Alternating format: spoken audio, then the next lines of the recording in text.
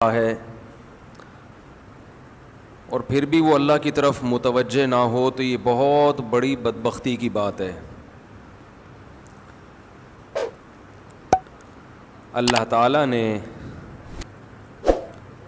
دنیا میں جو کافر لوگ ہیں، کافر جو اللہ کو نہیں مانتے یا اللہ کو مانتے ہیں مگر ایسے نہیں مانتے جیسے ماننا چاہیے، جیسے کہ لبرل مسلمان، میں جس کے پیچھے پڑھتا ہوں تو ہاتھ دھو کے پڑھتا ہوں، عاملوں کے پیچھے پڑھا تھا تو ان کو گھر تک پہنچا کے آیا تھا، پھر بعض لوگوں کے پیچھے پڑھا تو وہ آخر تک چیلنج ویلنج کر کے فائلیں لپیٹ کے رکھ دیں کہ بھئی یہ آخری میرا بیان ہے، یہ چیلنج ہے، تو اس کے بعد اب جو بھی بات ہوگی تو پہلے یعنی آمنے سامنے ہوگی بس۔ تو اتنی بڑی بات کر دی، اب کیا رہ گیا کرنے کے لیے؟ آمنے سامنے ہوگی، ریکارڈنگ ہم بھی کریں گے، بس اتنی سی بات ہے، اب نہیں چھیڑ دوبارہ اس موضوع کو۔ تو اسی طرح یہ جو لبرل لوگ ہیں نا، ان کو بھی انشاءاللہ گھر تک پہنچا کے آئیں گے، کیونکہ اسلام کو آج کل نقصان کافر اتنا نہیں پہنچا رہا جتنا یہ لبرل لوگ پہنچا رہے ہیں۔ ان کے دل گناہ کر کر کے سخت ہو چکے ہوتے ہیں۔ فویل للقاسیۃ قلوبہم، اللہ فرماتے ہیں کہ تباہی ہے ان لوگوں کے لیے جن کے دل سخت ہو چکے ہوں، پتھر دل۔ یہ اللہ کی دی ہوئی نعمتوں سے بھرپور طریقے سے لطف اندوز ہوتے ہیں، بلکہ اللہ کو ماننے والے اتنا لطف اندوز نہیں ہوتے، یہ تو ان کا تو مقصد ہی زندگی کا لطف اندوزی ہے۔ یہ بارش میں ہم سے زیادہ انجوائے کرتے ہیں کیونکہ ان کے لیے کپڑوں کی قید بھی نہیں ہے۔ بھائی ہم تو بارش میں نہائیں گے تو کپڑے ضروری ہیں نا، ان لوگوں کے لیے بارش میں نہانے کے لیے کپڑے ضروری نہیں ہیں، تو یہ تو زیادہ انجوائے کرتے ہیں۔ ہم اللہ کی دی ہوئی نعمت انگور کو انگور کے طور پہ تو استعمال کر سکتے ہیں، یا نچوڑ کے اس کا جوس پی لیا، لیکن یہ انگور کو کئی طریقوں سے استعمال کرتے ہیں، یا اس کو شراب بنا کے بھی استعمال کر لیتے ہیں۔ تو زیادہ مزے کس کے ہوئے؟ بولے نا بھائی، لبرل لوگوں کے ہوئے نا، فواد چودھری ٹائپ کے جو لبرل لوگ ہیں ان کی بات کر رہا ہوں۔ وہ اتنی پیتے ہوں گے شراب، لیکن اتنا برا بھی نہیں سمجھتے، اگر کوئی پی لے تو کیا جا رہا ہے اس میں، اتنی پیے کہ بہکے نہیں۔ وہ شاعر کا شعر یاد آ رہا ہے، جو ذرا سی پی کے بہک گیا اسے میں کدے سے نہیں۔ کیا پیاری اردو زبان، کیا خوبصورت زبان ہے یار، اس کی شاعری میں کیسی جان ہے۔ جو ذرا سی پی کے بہک گیا اسے میں کدے سے نکال دو، یہاں اہل ظرف کا کام ہے، یہاں تنگ نظر کا گزر نہیں۔ تو یہ جو لبرل لوگ ہیں یہ کہتے ہیں کہ تھوڑی بہت پینے سے انسان بہکتا نہیں ہے، اس سے کچھ بھی نہیں ہوتا۔ اور پھر ان میں جو زیادہ لبرلزم میں گئے ہوئے ہیں، زیادہ ترقی یافتہ ہیں، تو وہ کہتے ہیں کہ اگر بہک بھی گیا تو کیا ہے، جس بیچارے نے کبھی شراب نہ پی ہو وہ تو ذرا سی پی کے بہک جائے گا نا کیا خیال ہے؟ وہ تو تمباکو زبان پہ رکھ کے بہک جائے گا۔ شعر دوبارہ سن لیں، اس کا اس موقع پر کوئی مطلب نہیں بنتا، لیکن مزیدار شعر ہے۔ جو ذرا سی پی کے بہک گیا اسے میں کدے سے، بولیں بھائی، میں کدا شراب خانے کو کہتے ہیں نا، میں شراب کو، میں کدا جہاں شراب پی جاتی۔ تو شرابیوں کے بھی نا اپنے نخرے ہوتے ہیں، انہوں نے اس بری چیز پہ اتنی اچھے لیبل لگائے ہوئے ہیں کہ اب مجھے بتاؤ، جو تھوڑی سی پی کے بہکتا ہے اس کا مطلب وہ شراب کا عادی نہیں ہے، وہ نیک آدمی ہوا نا، اور جو ذرا سی پی کے بہک جائے اس کا مطلب باپ دادا شراب پیتے آئے ہیں اس کے، تو یہ تو اور برا ہو گیا۔ لیکن وہی بات ہے، لفاظی کا دور ہے یار، میرے آواز مجھے نہیں سمجھ میں آ رہی ہے، لوگوں کو کہاں سمجھ میں آئے گی ہے؟ اتنی گونج رہی ہے آواز۔ تو جو ذرا سی پی کے بہک جائے وہ تو برا آدمی ہے, سوری اچھا آدمی ہے, کہ اس کا مطلب ہے وہ پینے کا عادی نہیں ہے. لیکن آج کا دور ہے نا لفاظی کا, کہ برائی کو اچھائی اور اچھائی کو برائی کر کے پیش کر دو. تو شاعر نے یہی کام کیا ہے کہ جو ذرا سی پی کے بہک جائے وہ تو اہل ظرف ہی نہیں ہے, اس میں تو ظرف ہی نہیں ہے, تو برداشت ہی نہیں ہے اس میں, تو اس کو میں گدھے سے نکال دو. ایسے نیچ گھٹیا لوگوں کا ہمارے میں گدھے میں کام نہیں ہے. ٹھیک ہے, صحیح ہے. تو یہی ہیروئنچی بھی پڑھ سکتے ہیں یہ شعر. ہیروئنچی جو خاندانی قسم کے ہیروئنچی ہوتے ہیں نا, تو وہ اگر ہیروئن پہ یہ لگا دیں کہ جو ذرا سا سٹا لگا کے بہک گیا اسے پائپ کے منہ سے نکال دو. برساتی نالا ہوتا ہے نا, پائپ جس میں ہیروئنچی بیٹھے ہوتے ہیں, اور وہ یہ بھی کہہ سکتے ہیں یہاں اہل ظرف کا کام ہے, یہاں تنگ نظر کا گزر نہیں. تو خیر یہ تو ایک درمیان میں چٹکلے ہمارے آتے ہی رہتے ہیں.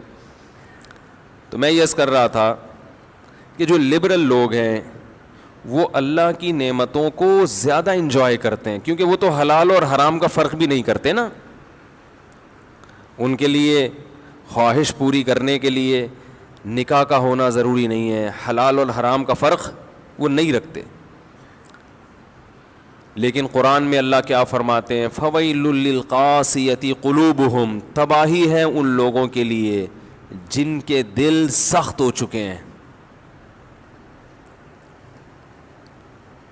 انہیں دنیا کی ہر چیز سمجھ میں آتی ہے, لیکن اللہ کی جو دن اور رات نعمتیں دیکھ رہے ہیں وہ سمجھ میں ہی نہیں آتی.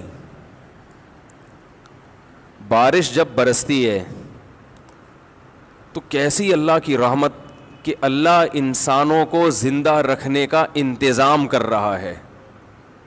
یہ بارش کا جو برسنا ہے نا, یہ جو لبرل لوگ ہیں یا کافر لوگ ہیں تو ہر چیز کو اتفاقی کہتے رہتے ہیں نا, اتفاقی اتفاقی اتفاقی اتفاقی ہے, نیچرل ہے نیچرل ہے.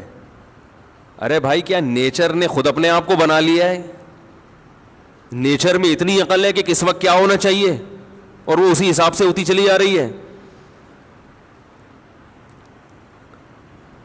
نیچر تو ایک فرضی چیز ہے, نیچر تو خود کریٹڈ ہے, وہ کیسے کریٹر ہو سکتی ہے بھائی؟ ہم لوگ کہتے ہیں نا یہ آدمی بائی بورن ایسا ہے, پیدائشی ایسا ہے. کیا مطلب؟ اسی فطرت پہ اس کو پیدا کیا گیا ہے. تو یہ بھی پیدا, اور اس کی جو فطرت ہے وہ بھی پیدا شدہ ہے. تو لیکن اتنی عقل نہیں ہے جو اللہ کو نہیں مانتے یا اللہ کی نہیں مانتے. بہت سے لوگ اللہ کو مانتے ہیں, جیسے ہمارے جو لبرل مسلمان ہیں نا, اللہ کو مانتے تو ہیں لیکن اللہ کو یہ والا ماننا قبول نہیں ہے. اللہ کہتے ہیں مجھے اس قسم کے ماننے کی چندہ ضرورت نہیں ہے. جیسے آپ اپنے ابا کو کہتے ہو ابا آپ میرے ابا ہیں, لیکن ابا کہتے ہیں بیٹا آئی ڈی کارڈ میں میرا نام ڈال لو ولدیت میں, آپ اس کے لیے بھی تیار نہیں ہوتے. ابا کسی کام کا آپ کو کہتے ہیں, آپ اس کے لیے تیار نہیں ہوتے. ہاں ابا سے پیسے لینے کے لیے آپ آ جاتے ہیں. جب پیسے لینے کی باری آتی ہے تو ابا کہتے ہیں بیٹا بات تو میری کوئی مانتا نہیں ہے. تو آپ جواب میں کہتے ہیں ابا بہرحال ابا تو آپ ہی کو مانتا ہوں. تو ابا کہیں گے مجھے ایسے ابا ماننے کی چندہ ضرورت نہیں ہے, جو تمہارے مفاد میں جا رہا ہو, اور جب تمہارے مفاد پہ ضرورت پڑتی ہو تو میں ابا نہیں ہوں. تو آج کے جو مسلمان ہیں جو زیادہ پڑھ لکھ جاتے ہیں, زیادہ, کیونکہ یہ لبرلزم پڑھے لکھے لوگوں میں زیادہ ہے, کیونکہ ان میں تکبر پیدا ہو جاتا ہے کہ ہمیں بہت کچھ آتا ہے. پھر یہ مولویوں کو گھٹیا سمجھنا شروع کر دیتے ہیں, جاہل سمجھنا شروع کر دیتے ہیں. بلکہ مولوی کی بات اگر لاجک کے مطابق ہوگی نا, بلکہ وہ کوئی سائنسی تحقیق بھی پیش کرے گا سائنسدانوں کے حوالوں کے ساتھ, اس کو بھی نہیں مانتے کیونکہ یہ مولوی نے کہہ دی بات. یہ تکبر ہے. ایک تو آپ نے علم کا جو معیار ہے نا وہی غلط ہے آپ کا. بعض لوگوں کی نظر میں انگلش آنا علم کا معیار ہے, اس کا مطلب جاپان میں تو سارے جاہل رہتے ہیں. فرانسیسی سارے جاہل ہوتے ہیں, ناروے کے لوگ سارے جاہل ہیں, یورپ میں تو انگلش اکثر لوگ نہیں سمجھتے, وہاں کے سائنٹسٹ بھی نہیں سمجھتے. بعض چیزیں فرانس میں ایجاد ہوتی ہیں, کتابیں لکھی جاتی ہیں, ان کا انگلش میں ترجمہ بعد میں ہوتا ہے. گوروں میں یعنی جو انگریز ہیں ان میں بعد میں آتی ہے وہ چیز. تو کیا وہ فرانس کے سائنسدان جاہل ہیں جن کو انگلش نہیں آتی؟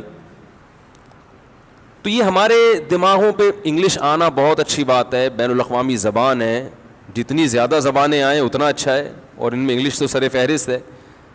لیکن یہ کوئی علم کا معیار نہیں ہے.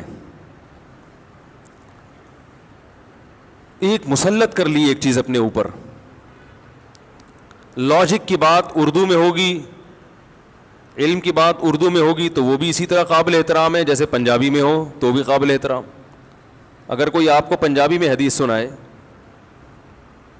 تو کیا اس بیس پہ رد کریں گے کہ یہ کس میں سنا رہا ہے؟ بولنے پہ اردو میں بولنے میں تو انگلش تھوڑی بلوا رہا ہوں, اس بیس پہ رد کریں گے کہ یہ پنجابی. نیوٹن کا قانون اگر کوئی سندھی میں سنائے ہے تو کیا وہ غلط ہوگا؟ بھائی بات یہ ہوتی ہے کہ آپ بات کیا کر رہے ہیں. تو تکبر کی وجہ سے ہمارے جو پڑھا لکھا طبقہ ہے دنیاوی اعتبار سے, سب نہیں زیادہ تر لوگ دین کے قریب آنے کے بجائے دور ہوتے چلے جا رہے ہیں, کیونکہ وہ مذہبی لوگوں کو خاص طور پر علماء کو جاہل سمجھتے ہیں, کہتے ہیں ان کو پتہ کیا ہے دنیا کا.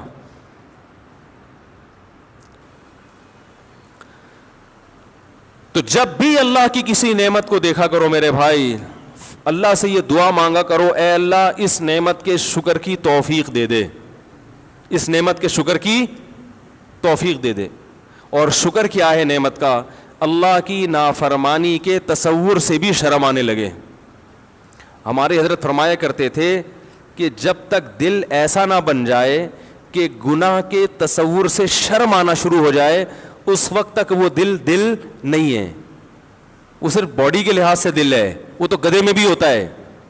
وہ دل جس میں احساسات ہوں, جذبات ہوں. وجاء بقلب سلیم, قرآن کریم کہتا ہے نا کہ آخرت میں کامیابی اس کو ملے گی. وجاء ربہ بقلب سلیم, جو اپنے رب کے پاس ایسا دل لے کر آیا جو دل برائیوں سے پاک تھا.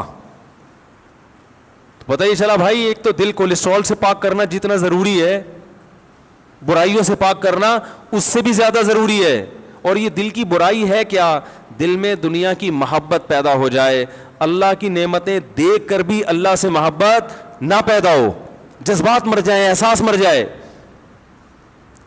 دیکھو ایک بات سنو, کوئی آپ پر احسان کرے صبح و شام, پھر وہ آپ کو ایک چھوٹا سا کام کہے, اگر آپ کا دل زندہ ہوگا تو آپ کو اس کام کا انکار کرتے ہوئے شرم آئے گی کہ نہیں آئے گی؟ بولو نا بھائی. اگر آپ کو شرم نہیں آ رہی, آپ نے کام تو کر دیا, اس کی نافرمانی نہیں کی, کام تو کر دیا, آپ نے کہا اتنے احسان کیے ہیں تو چلو یار میں کر لیتا ہوں, کیا جا رہا ہے, تو بھی ٹھیک ہے. لیکن اتنا ٹھیک نہیں ہے. ہونا یہ چاہیے کہ آپ کو انکار کرتے ہوئے شرم آ رہی ہو, یہ کیفیت پیدا ہو جائے. تو علماء کہتے ہیں, بزرگان دین کہتے ہیں کہ صرف اتنا کافی نہیں ہے کہ آپ گناہ چھوڑ دیں, زنا چھوڑ دیں, شراب چھوڑ دیں, نماز قضا کرنا چھوڑ دیں, والدین کو ستانا چھوڑ دیں, رشوت کھانا چھوڑ دیں, بد نظری چھوڑ دیں, انٹرنیٹ پر بیہودہ فلمیں, فحش چیزیں, ویب سائٹیں دیکھنا چھوڑ دیں, لڑکیوں سے حرام لذتیں حاصل کرنا چھوڑ دیں. صرف اتنا کافی نہیں ہے, بلکہ صحیح دل اس شخص کا ہوتا ہے کہ اسے جب پتہ چل جائے کہ بھائی اللہ نے اس چیز کو غلط قرار دیا ہے تو اسے وہ کام کرتے ہوئے شرم آئے. کرتے ہوئے نہیں, تصور, کیونکہ کرتے ہوئے تو کرنا تو شروع کر دیا اس نے, تصور سے شرم آئے, بھئی کیسے کر لیتے ہو. یوسف علیہ الصلاۃ والسلام کو جب عزیز مصر کی بیوی نے بند کمرے میں زنا کی دعوت دی, جوان ہے, جوان خوبصورت, اور بادشاہ کی بیوی بھی کوئی کم خوبصورت نہیں ہوگی, اور مصر کا حسن تو ویسے ہی مشہور ہے, مصر میں تھی, کوئی روک ٹوک نہیں ہے, نہ بدنامی کا خطرہ. عورت جب خود دعوت دے رہی ہو تو منع کرنے میں بدنامی کا خطرہ ہوتا ہے, کیونکہ اس طرح کی عورتیں الٹا بلی کس پہ ڈال دیتی ہیں؟ مرد پہ ڈال دیتی ہیں, بدنام کر دیتی ہیں, اور لوگ اس قسم کی باتوں میں عورت کی بات کو شوق سے سنتے ہیں. تو تمام راستے زنا کے آسان ہو چکے ہیں. بدنامی کا ڈر بھی نہیں ہے, بلکہ انکار کرنے میں بدنامی کا ڈر ہے, اور ہوئے بھی. انکار کرنے میں جیل جانے کا خوف ہے, اور چلے بھی گئے. لیکن ان سب باتوں کے باوجود کیا کہہ رہے ہیں؟ معاذ اللہ انہ ربی احسن مثوایا, اللہ کی پناہ, وہ میرا رب ہے جس نے مجھے اتنا بہترین ٹھکانہ عطا کیا. مجھے تو میرے بھائی کنویں میں ڈال کے چلے گئے تھے, میں تو کوئی پرسان حال نہیں تھا, میرے رب نے مصر کے محلات میں پہنچا دیا. اب میں اس رب کی نافرمانی کیسے کروں؟ تو تصور سے شرم آ رہی ہے نا ان کو. حالانکہ یہاں شیطان بہکا سکتا تھا کہ آپ تو مسافر ہیں, آپ پر تو بڑی آزمائشیں آئی ہیں, بھائیوں نے کنویں میں ڈال دیا تھا, تو میں تو ویسے ہی اتنی ٹینشن میں ہوں, باپ سے بچھڑا ہوا, میں ٹینشن ریلیز کرنے کے لیے اگر اس برائی میں وقتی طور پہ پڑ جاؤں تو پھر کیا حرج ہے اس میں. شیطان یہ ساری پٹیاں پڑھا دیتا ہے, اور انہی پٹیوں کی وجہ سے انسان گناہ کرتا ہے. وہ اللہ کی نعمت کے پہلو کو دیکھ رہے ہیں کہ کنویں میں بہت سے لوگ گرے ہیں, نکلے نہیں ہیں, میرے رب نے مجھے, بولو نا یار کیا ہو گیا, نکالا ہے. پھر اب یہ منفی پہلو تو یہ کہ بازاروں میں بکاؤں غلاموں کی طرح, پیغمبر کی اولاد اور بک رہا ہوں کہاں؟ بازاروں میں. یہ نیگیٹو پہلو تھا نا. شیطان یہاں بہکاتا ہے, ہم جیسے ہوتے تو شیطان بہکاتا کہ یار ہم تو بازاروں میں بکیں, کوئی ہماری عزت ہے, آج چلو ایک موقع مل رہا ہے تو اپنی ٹینشن تو تھوڑی دور کرو نا. اور وہ بھی انکار کرنے میں کتنی آزمائشیں ہیں. لیکن نہیں, بازاروں میں بکنے کا تذکرہ نہیں آ رہا, بلکہ میرے رب نے ایک شخص جو بطور غلام کے بازاروں میں بکا ہے اس کو ٹھکانہ بادشاہ کے محل میں دے دیا. سمجھ رہے ہو؟ اپنی تھنکنگ کو انسان پازیٹیو کرے نا تو ہر نیگیٹو میں پازیٹیوٹی نظر آتی ہے, اور سوچ ہی کم وقت کی غلط ہو تو ہر مثبت چیز میں بھی منفی پہلو. اور یہ ہو رہا ہے لوگوں کے ساتھ. کوئی مالی نقصان ہو جائے, ہائے میرے یہ ہو گیا, ہائے میں تو مر گیا, پتہ نہیں میرے ساتھ ہی کیوں ہے. میں ان سے کہتا ہوں روٹی کھانے کو مل رہی ہے؟ ہاں مل رہی ہے. میں نے کہا بہت سے لوگوں کا ایسا نقصان ہوا روٹی سے بھی گئے, تو آپ پر اللہ کا بڑا فضل ہے, اب ضرورت کی ملے گی تو کولیسٹرول پیدا نہیں ہوگا انشاءاللہ. حقیقت ہے. ایک صاحب کی ٹانگ ٹوٹ گئی ایکسیڈنٹ میں, پریشان. میں نے کہا بہت سو کی دونوں ٹوٹی ہیں, ایکسیڈنٹ تو بہت سے لوگوں کے ہوئے ہیں, دونوں ٹوٹی ہیں, شکر کرو ایک باقی رکھی. تو یہ نہ سوچا کرو ایک ٹانگ ٹوٹ گئی, بولو اللہ نے ایک سلامت رکھی, کم از کم بیساگی سے تو چل سکتا ہوں. اور جس کی دونوں ٹوٹ گئی وہ کیا سوچے گا؟ ہاتھ باقی ہیں, ٹھیک ہے نا, زندگی باقی ہے. جو منفی سوچ رکھنے والا آدمی وہ کبھی بھی خوش نہیں رہتا, اور اللہ بھی خوش نہیں ہوتے اس سے. رسول اللہ صلی اللہ علیہ وسلم نے فرمایا, اللہ تعالیٰ کا ارشاد ہے, انا عند ظن عبدی بی, کہ بندہ میرے بارے میں جیسا گمان رکھتا ہے میں اس کے ساتھ ویسا ہی معاملہ رکھتا ہوں. وہ اگر سمجھتا ہے اللہ میرے ساتھ غلط کر رہا ہے تو پھر تمہارے ساتھ غلط ہی ہوگا, اور اگر تم سمجھتے ہو اللہ میرے ساتھ اچھا کر رہا ہے تو اس غلط میں بھی اچھا ہو جائے گا, اللہ اس میں برکت رکھ دے گا. تو یوسف علیہ الصلوۃ والسلام کیا کہہ رہے ہیں کہ میرے رب نے مجھے ایسا ٹھکانہ دے دیا, معاذ اللہ, اللہ کی پناہ, احسن مثوایا, ایسا بہترین ٹھکانہ دیا. حالانکہ وہ جھونپڑی میں بھی رہتے تو یہی کہتے, لیکن جو جو نعمتیں ملی ہیں ان کو کیا کر رہے ہیں؟ ہائی لائٹ کر رہے ہیں ان کو. انہ ربی احسن مثوایا. اللہ کو آپ کا یہ جملہ کتنا پسند آیا, کتنا پسند آیا. اللہ فرماتے ہیں ہم نے یوسف کو برائی سے بچایا, کذالک لنصرف عنہ السوء والفحشاء, اس طرح ایسا ہوا تاکہ ہم ان کو برائی سے ہم نے ان کو پھیر دیا, اس لیے کہ وہ ہمارے مخلص بندوں میں سے تھے. تو انسان جب کوشش کرتا ہے تو اللہ کی مدد بھی اس کے ساتھ شامل ہوتی ہے. زانی دنیا میں بہت گزرے ہیں, آج بھی لوگ ذرا ذرا سی بات پہ زنا کر لیتے ہیں. زنا ہمارے معاشرے میں بہت تیزی سے پھیل رہا ہے, کیونکہ ہماری حکومتوں کی پالیسیاں ایسی ہیں کہ وہ عفیف اور پاک دامن معاشرہ چاہتے ہی نہیں ہیں. ابھی جو گورنر نے قانون پاس کیا تھا نا عبایا کا اسکولوں میں, ہمارے ایک استاد سے اس گورنر صاحب کی بات ہوئی, انہوں نے بتایا کہ وہ گورنر کہہ رہا ہے میں اکیلا لڑ رہا ہوں, اور میرا ساتھ دینے والا ایک آدمی بھی نہیں ہے. ظاہر ہے بیچارے کو ہتھیار ڈالنے پڑے. سب لوگوں نے مخالفت کی, جتنے بھی ہمارے حکومت میں نمائندے بیٹھے ہوئے ہیں سب نے عبایا کی مخالفت کی. تمہارا کیا جا رہا تھا یار, اگر وہ بچیاں عبایا پہن لیں تمہیں کیا تکلیف ہو رہی ہے اس سے؟ وہ گورنر یہاں تک بیچارہ اتنے پریشان ہوئے, وہ گورنر صاحب وہ کہنے لگے کہ میں نے ارادہ کیا میں استعفیٰ دے دیتا ہوں. ایک عبایا کا قانون جس میں نہ کوئی دیوبندی, بریلوی, اہل حدیث کوئی اختلاف نہیں ہے, شیعہ بھی مانتے ہیں, سب مانتے ہیں, اور ساری دنیا مانتی ہے کہ پاکستان اسلام کے نام پہ وجود میں آیا ہے. اگر قائد اعظم رحمہ اللہ تعالی اس وقت اسلام کا نام استعمال نہ کرتے پاکستان وجود میں نہ آتا. تو یہ ناشکری ہے یا نہیں ہے کہ اللہ نے جب آپ کو ایک نعمت دے دی, آپ کو ایک کنٹری دے دیا, اللہ نے اپنا کام کر دیا, اور آپ اللہ نے جو آپ کی ذمہ داری لگائی تھی آپ وہ پورا کرنے کے لیے تیار نہیں ہیں. ایک قانون پاس ہونے کے بعد ختم ہو رہا ہے, تو بس زلزلے نہیں آئیں گے تو کیا آئے گا میرے بھائی؟ تباہی نہیں آئے گی تو غربت, مہنگائی. دیکھو مسلم کنٹریز کو غیر مسلم پر قیاس مت کرو, ان کی کامیابی کے اصول کچھ اور ہیں, ہماری کامیابی کے اصول کچھ اور ہیں. بنی اسرائیل پیغمبروں کو مانتے تھے, جب انہوں نے پیغمبروں کی نافرمانی کی اللہ نے غلام بنا دیا, اور فرعون پیغمبروں کو شروع سے ہی نہیں مانتا تھا, اس کو اللہ نے حکومت دے دی تھی. وہ تو پہلے سے نافرمان تھا, مگر پھر بھی مصر میں فرعون کو ایک تھوڑی تھا, فرعون تو بہت سارے تھے, انہیں کی حکومت تھی. حالانکہ وہ تو بنی اسرائیل سے بڑا نافرمان تھا, وہ تو کہتا تھا میں رب ہوں, پھر بھی اللہ نے فرعون کو حکومت دی. اور بنی اسرائیل جو اللہ کو مانتے ہیں مگر اللہ کی نافرمانی کرتے ہیں, اللہ نے ان کو کیا بنا دیا؟ غلام بنا دیا. پھر جب بنی اسرائیل موسیٰ علیہ السلام کی دعوت پر لبیک کہتے ہیں اور پھر شریعت کو فالو کرتے ہیں, پھر اللہ انہیں دوبارہ فرعون پر حکومت عطا کرتے ہیں. کافر کتنا بھی اللہ کا نافرمان بن جائے, کیسا باغی بن جائے, وہ دنیا میں کامیاب ہو سکتا ہے, مسلمان خدا کی قسم کامیاب نہیں ہو سکتا, ذلیل در ذلیل در ذلیل ہوتا رہے گا. ہمارے لبرل حکمران سمجھتے ہیں کہ ہم عبایا کا قانون ختم کر کے, کو ایجوکیشن کو بحال کر کے, ملک میں اس طرح کا ماحول پیدا کر کے جو بڑی طاقتیں ان کو خوش کر لیں گے, ان سے قرضے مل جائیں گے اور ملک ترقی کرے گا. نہیں کرے گا, آپ کا تشخص ختم ہو جائے گا, آپ دنیا میں ذلیل سمجھے جاؤ گے, غلام سمجھے جاؤ گے.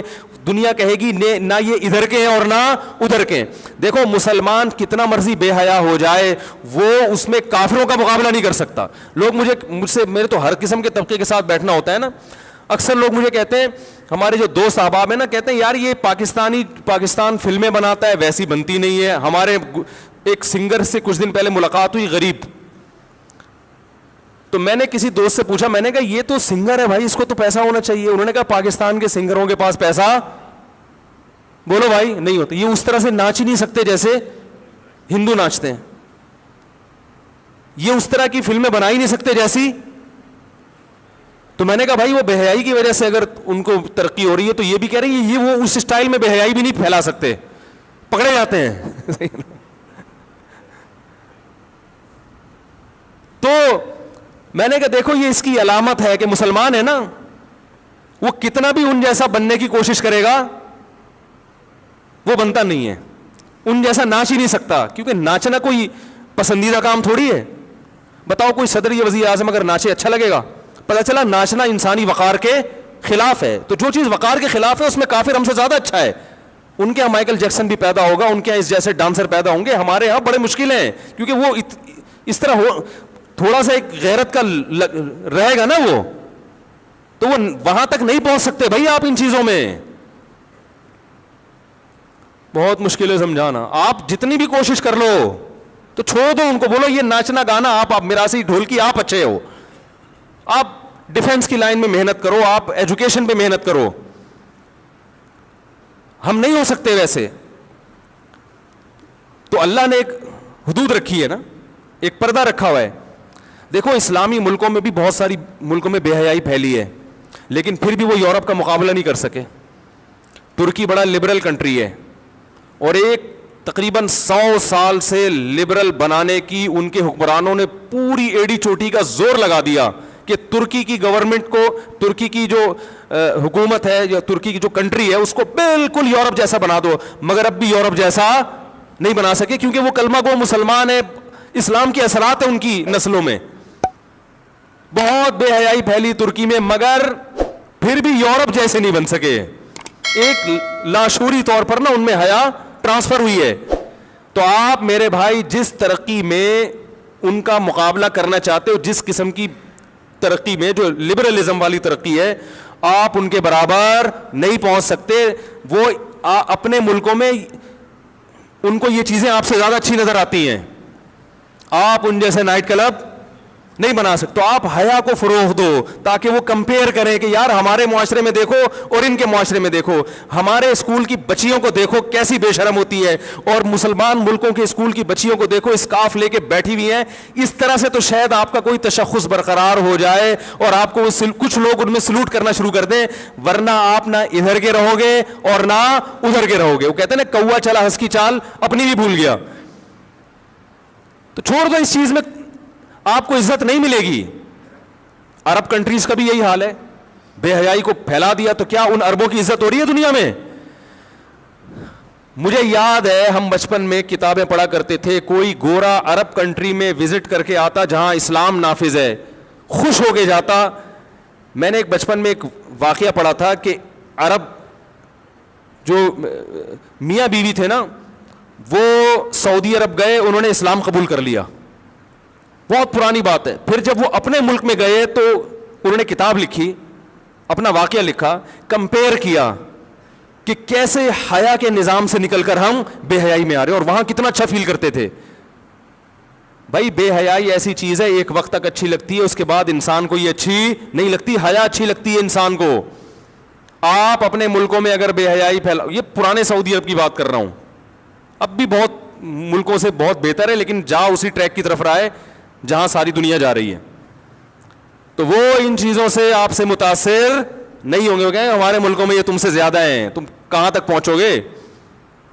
حیا کے نظام کو آپ فروغ دو تو وہ آپ کو سلوٹ کریں گے, کہیں گے ہمارے ہاں سب کچھ ہے, یہ نہیں ہے. تعلیم بھی ان کے ہاں بہت ہے.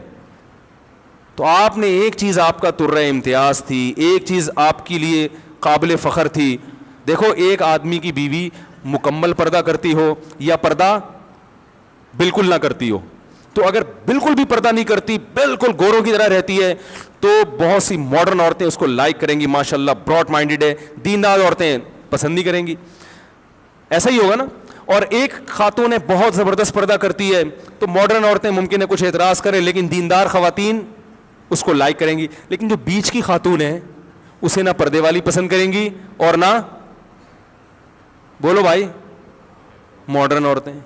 ماڈرن عورتیں اس پہ اعتراض کریں گی, باہر نکلتے ہوئے عبایا لیتی ہے اور جو پردے دار ہے کہیں گی باہر جب نکلتی ہے تو چہرہ تو تمہارا کھلا ہوا ہوتا ہے, تم جوان ہو اور چہرہ کھول کے گھوم رہی ہو, مردوں سے بات چیت کر رہی ہو, تو ادھر ہو جاؤ یا ادھر ہو جاؤ. تو بیچ کا کسی کو بھی اچھا نہیں لگتا. تو اللہ تعالیٰ نے بھی میرے بھائی یہ نعمتیں ہمیں دی ہیں, اللہ نے اصول اور ضابطہ بیان کر دیا کہ تم بنی اسرائیل کی طرح ہو, پیغمبروں پر تمہارا ایمان ہے, تم اگر اپنی ذمہ داری پوری نہیں کرو گے, اللہ کی نافرمانی سے نہیں بچو گے, اللہ تمہیں تباہ و برباد کر دے گا, جیسے کہ ہو رہے ہیں, ہم بھوکے ننگے ہوتے جا رہے ہیں. اللہ سے دعا ہے کہ یہ جو نعمتیں اللہ نے ہمیں دی ہیں, اللہ ان نعمتوں کا استحضار نصیب فرمائے, اور ان نعمتوں کو دیکھ کر ہمیں اپنی یاد نصیب فرمائے. ہمارے حضرت مفتی رشید احمد صاحب رحمہ اللہ تعالی جب بارش ہوتی تھی بہت جذبات میں آتے تھے اور بہت دعائیں مانگا کرتے تھے کہ اے اللہ اس نعمت کا ہمیں شکر کی توفیق دے دے, اور فرماتے تھے میرے دل میں اللہ کی محبت کے جذبات بھڑکنے لگتے ہیں جب میں بارش دیکھتا ہوں کہ میرا رب سخاوت دکھا رہا ہے اپنی, اور اپنی رحمت کا اظہار کر رہا ہے. کیسے زمین آباد ہو جاتی ہے. اور اتنی بڑی رحمت, رسول اللہ صلی اللہ علیہ وسلم کے پاس ایک صحابی آئے گاؤں سے, یا رسول اللہ